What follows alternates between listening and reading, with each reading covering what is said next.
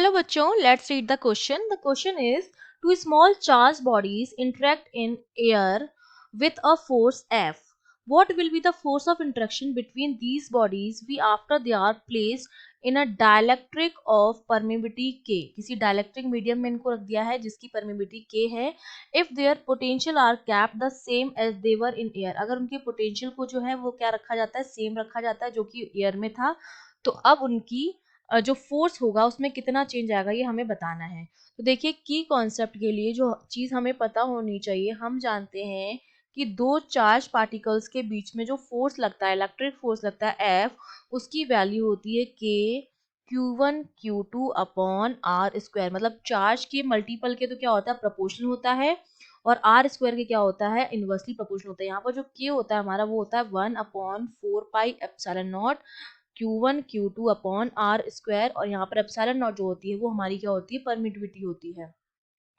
यहाँ पर ये जो परमिटिविटी है वो तो हमारी किसकी है, परमिटिविटी ये है एयर की. ठीक है, एयर या वैक्यूम जिसको मैं कह सकती हूँ.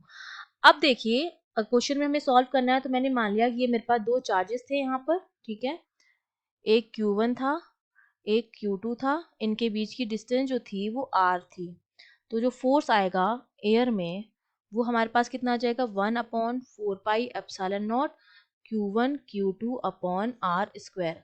अब मैंने इस पूरे के पूरे चार्ज को विद द सेम डिस्टेंस मैंने कहाँ पर रख दिया है, मैंने रख दिया है इसको किसी मीडियम में. जब मैं इसको मीडियम में रखूंगी तो मीडियम में जो फोर्स आएगा F इन मीडियम वो कितना हो जाएगा, 1/4π.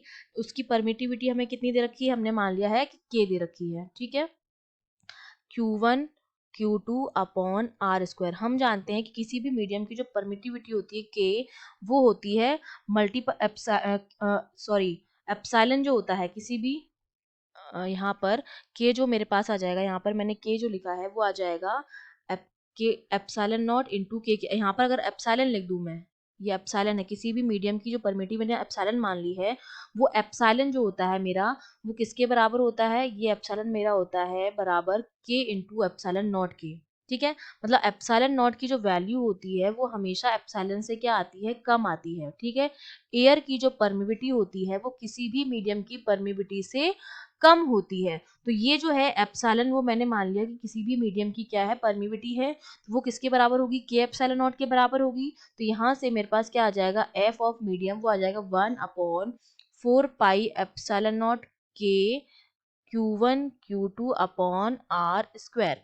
अब 1/4πε0 Q1 Q2 upon R square, ये तो मेरा क्या बन गया है, एफ ऑफ ए, एयर में जो फोर्स लग रहा था वो, अपॉन के. तो यहाँ से आपको दिखाई दे रहा है कि जो मेरा फोर्स है, मीडियम में जो फोर्स लग रहा है वो क्या आ रहा है, कम, के टाइम्स जो हो रहा है वो कम हो रहा है. अगर किसी वैल्यू को हम डिवाइड करेंगे तो फोर्स जो आएगा मीडियम में वो मेरा क्या आएगा, कम आएगा एफ ए से. ठीक है, क्योंकि एफ ए को जो हम के से डिवाइड कर रहे हैं तब मेरा आ रहा है फोर्स का मीडियम में फोर्स. इसका मतलब जो एफ ए है मेरा वो क्या है, के टाइम्स ऑफ एफ एम है. ठीक है, तो एयर में जो फोर्स लग रहा है हमारे पास इलेक्ट्रिक फोर्स वो ज्यादा है, मीडियम में जो इलेक्ट्रिक फोर्स लग रहा है वो कम है, और के टाइम्स जो है वो कम है मीडियम में लगने वाला फोर्स. ठीक है, तो ये हमारा आंसर हो गया है कि क्या हो जाएगा, उनके बीच का जो फोर्स ऑफ इंट्रैक्शन हो जाएगा वो क्या हो जाएगा, डिक्रीज हो जाएगा. ठीक है, फोर्स ऑफ इंट्रैक्शन जो हो जाएगा डिक्रीज हो जाएगा, और रिलेशन क्या रहेगा, force of air is greater than force of medium. I hope you understood well. All the best.